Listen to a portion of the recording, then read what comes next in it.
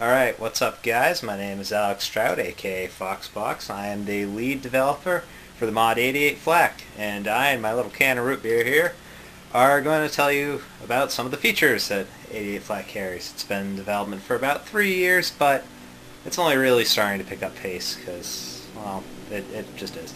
The main focus of the mod has to be the combat. The combat has been largely influenced by the game Free Space.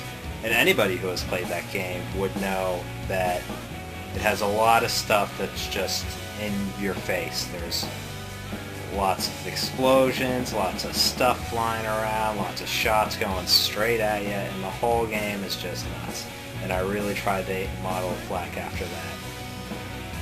Because, you know what? I like explosions. You like explosions? Everybody likes explosions. Look at those are beautiful. The ships in Flak, instead of carrying a linear balance where stuff gets progressively better, the ships rather have a very class-based balance. You'll see what I mean. These are the light fighters, you got the heavy fighters, you got the very heavy fighters, let's see, you got the freighters, you even got your transports, your trains. Everything in normal Freelancer is pilotable now. If you saw it, you know, trains, capital ships, battleships, which you'll see in a second, and even stations are completely pilotable. There's about 30 stations and 8 weapons platforms, and even some odd new ships like the Pursuit Light Fighters. You got the CSV, which still maintains its odd spot between a fighter and a freighter. And you even got your storage depot for storing all your crap. Can't go very fast, but it can hold a lot. And you got your liners and whatever, and everything is flown by both players and NPCs, so whether you fly alone or fly with friends, you will encounter everything new in Flak. The physics in Flak, as you can see, are a little bit strange. There's a lot of rolling or whatever, but it's pretty smooth. It's pretty fun to fly the fighters. Now, the balancing works out as so. I mean, you got your basic stats, you know, weapon mounts, armor, cargo space, whatever, and then you have, you know, like, you have your power supply, you have your capacity, your regen, your strafing, reverse speeding, and all this is modified by your engine, power regen versus speed. So it makes each house ship within each class a little bit different, which adds a nice twist to the balancing, because no one ship is still the same, even though there's kind of these balancing tables applied. Now, the large ships in Flak are very lethal, very deadly. Although it may not seem like it right now because I'm using these big anti-capital ship guns. Those little guns you see firing little shots, those are the good anti-fighter ones. But they really destroy stuff. Now, one thing that is very special about 88 Flak is the AI. Many people have said that the AI is just simply phenomenal. There's been a lot of work and a lot of time that's gone into really trying to make them as best as they can be, and as you'll see right here, they do a pretty good job of their tasks. Also, 88 Flak is the only mod that I know of to have AI do special functions such as cruising after a fleeing target or deploying countermeasures to stop your missiles.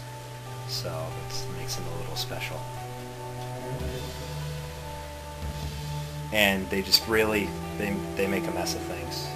They know how to handle pretty much every situation. Even this battleship right here, we're getting a dent on it. Remember, I'm not doing that much work. I'm only in a Pursuit Light Fighter. So they can really get on you. You really got to be careful and watch out. Now, let's see. Oh yeah, also AI can appear and travel anywhere. I mean, you see Outcasts in Manhattan right there. You'll see Xenos attacking Buffalo Base. They will travel across New York to get there and fight them. Now, another thing new in Flak are player tags. Whenever you get friendly with a faction or talk to a bartender in a base, you will get a faction tag automatically applied to your name. And when you get a faction tag, and if someone were to hit F9 and look up the info on your player, they'd see a complete readout of your faction data, which will be very useful for clan implementation in the future. Another thing in Flak is the docking. Docking is very hassle-free. When you dock with anything, battleship stations, whatever, you dock 1,000 meters above the station, and so when you launch, you clear the berth and you just go straight out. There's no awkward like wiggling out of a dock or whatever. It's very streamlined. Let's see. Oh yeah, cargo pods. Cargo pods have received a little bit of special attention because I always thought transports and mods looked very bare. I mean, they look like skeletons. And now you can, if you want to, customize your cargo pods if you really care about that, which, you know, is kind of cool, I guess. And then another thing is our jump gates. Aside from the fact that they have, you know, completely crazy effect, the jump gate tubes will actually scale to the size of larger ships. So you'll see in a second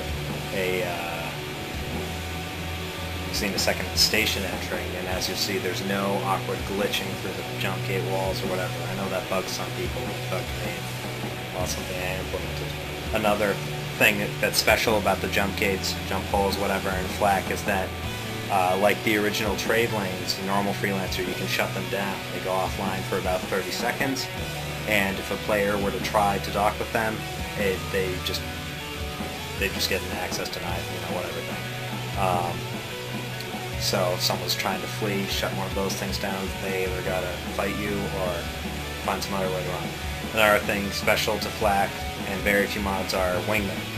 Wingmen are hireable either by the NPC magnet or by using higher faction reputation to gain operative status. As you can see, I'm a shipping overseer because cool. And another thing on the topic of wingmen that are new in Flak are the bots.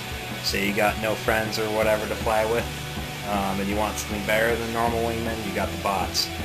You can't edit their loadouts and whatever yet, but what you get are very good. They are fully loaded and ready to go, and there's 17 bots to pick from, and you can interchange them as you please in your squad.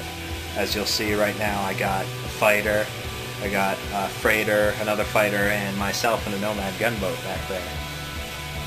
Now, as far as shooting stuff goes, they will attack anything that is hostile to you. Could be some rogues, could be some freelance pilots, could be some transports, which you'll see in a second. Anything. If it's hostile, they will completely blow them out of the sky.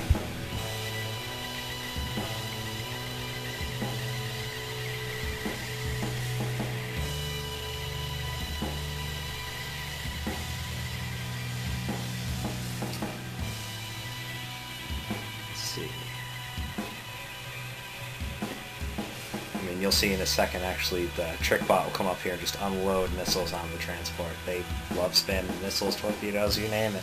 They love spamming everything. You can even take the bots, they go anywhere with you, any system, even PvP systems. So if you want a PvP, although I wouldn't recommend it, if you want to, I know it's not really PvP because it's bots, but who cares, you can, and they are quite a challenge. So if you really want to test your skills, go against that. Of course, I can't beat them.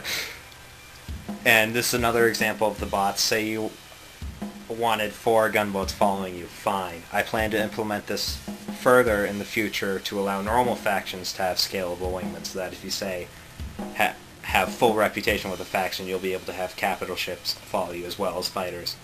But that is soon to come. So, I just talked for about 8.5 minutes straight. I hope you enjoyed the video, and come check us out sometime. We're a pretty small community, but we're getting there. We're trying, at least. And well, thanks for watching this video.